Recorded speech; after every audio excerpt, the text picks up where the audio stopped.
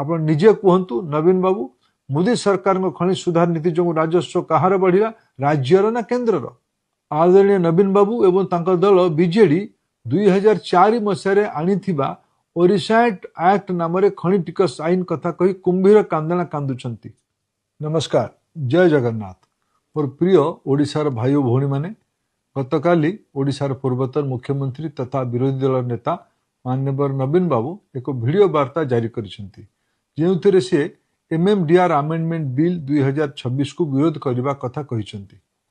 से कहउचंती केंद्र सरकार नुआ बिल आनी ओडिशार हक छड़ाई नेउछंती, ओडिशा को दुर्बल करूछंती। तेबे आज मु आपण मानक सामने सत्य रखिबाकू चाहूची। राजनीति निज जगार किंतु सत्य को लुचाई ओडिशार लोकंकु भ्रमित करने आदौ ग्रहणीय नहे। माननीय नवीन बाबू आपण सुविधावादी राजनीतिक फायदा नेबा पई जो प्रयास करूछंती ता ठीक नहे। मोदी सरकार आनिथिबा ए नुआ एमएमडीआर बिल हेउची देशर खनि सुरक्षा और ओडिशा भली खनि संपन्न राज्य गुड़िकर आर्थिक भविष्य एक ऐतिहासिक पदक्षेप। पूर्वरु राज्य गुड़िक खनि गुड़िक उपरे 14 प्रकार अलग अलग अत्यधिक टिकस लगाउथिले। एमएमडीआर बिल धारा 9D राज्य गुड़िकरू मूल राजस्व को न छड़ाई मल्टी लेवल टैक्स बोझ को रखिबा पई एक स्पष्ट सीलिंग निर्धारण करुछि। यदि खनि उपरे 70% रु 80% मनमुखी टिकस लदी दिया तेबे लुहा कोयला सिमेंट दाम आकाश छुआ हेबो। ओडिशा समेत भारत अर्थनीतिर सप्लाई चेन प्रभावित हेबो। इंडस्ट्री एवं इंफ्रास्ट्रक्चर डेवलपमेंट बाधा प्राप्त हेबो। ओडिशार साधारण मध्यवित्त परिवारटीए घर तैयारी करिबा पई लुहा रड और सिमेंट किनिबा कष्टकर हेबो। या सहित साइकेल, मोटरसाइकेल, ट्रक और ट्रैक्टर दाम मध्य बढ़िबार संभावना अछि। सबुठु बड़ कथा अत्यधिक टिकस बोझ जोगु केन्दुझर, सुंदरगढ़, झारसुगुड़ा, अनुगुल, जाजपुर खनि और कारखाना गुड़िक बंद हो जाता। सेथिपाई लक्ष लक्ष युवक युवती से चाकरी और रोजगार हराई थांते। एमएमडीआर बिल सेक्शन 9D आनी आम सरकार ओडिशार शिल्प को बंचाई एवं साधारण लोकों को महंगा माड़ू रक्षा करिसेंती। ए बिल द्वारा ओडिशार कौन सी क्षति हुई नहीं। ओडिशार जो नीलाम प्रीमियम रॉयल्टी और डीएमएफ पाउथिला तार 100% आज भी सीधा सड़क ओडिशा सरकार को खाता को ही जीव।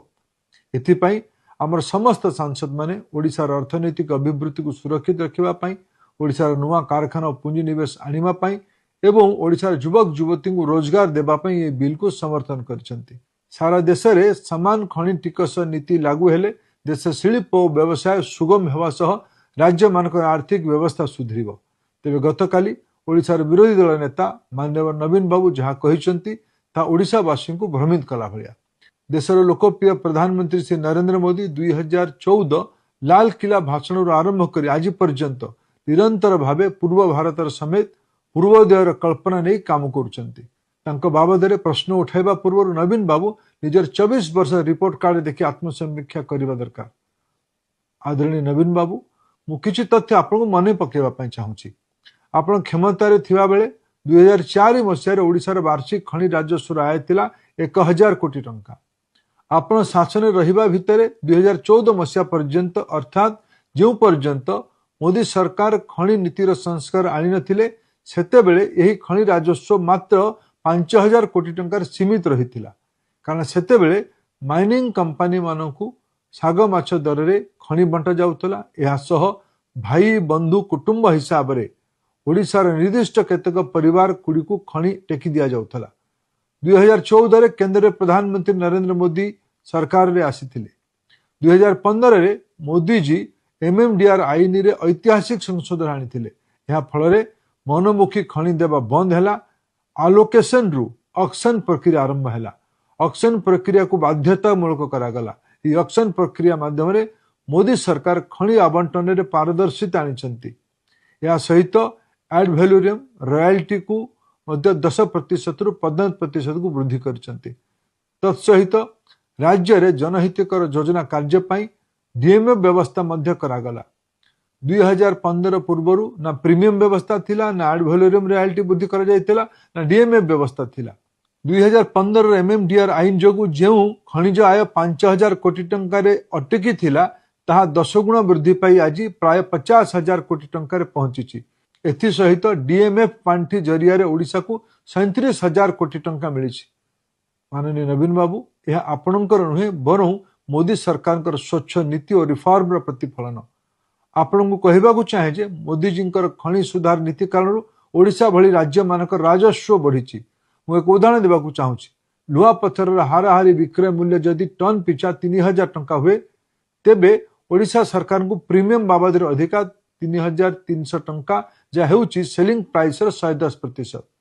एड वैलोरियम रॉयल्टी बाबद 450 टंका, डीएमए बाबद 45 टंका, एपरिक मोट 3795 टंका ओडिशा राजकोष को आसुची। 2005 रे मान्यवर हाईकोर्ट ताहाकु रद्द करथिले। बीजेडी सरकार 2006 रु 24 पर्यंत दीर्घ 18 वर्ष धरी मान्यवर सुप्रीम कोर्ट रे मामला रे गड़ाई चली एवं कौनसी पदक्षेप नेले नहीं। 2004 रो परिस्थिति भिन्न थिला।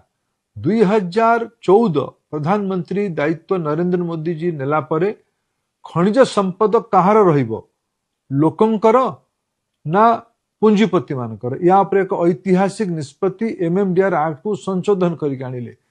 पूरा अधिकार राज्य को गला, प्रीमियम हैला, रॉयल्टी एड वैलोरियम है कि 15% हैला, ता सह डीएमए भलिया नुआ व्यवस्था तैयारी करागला।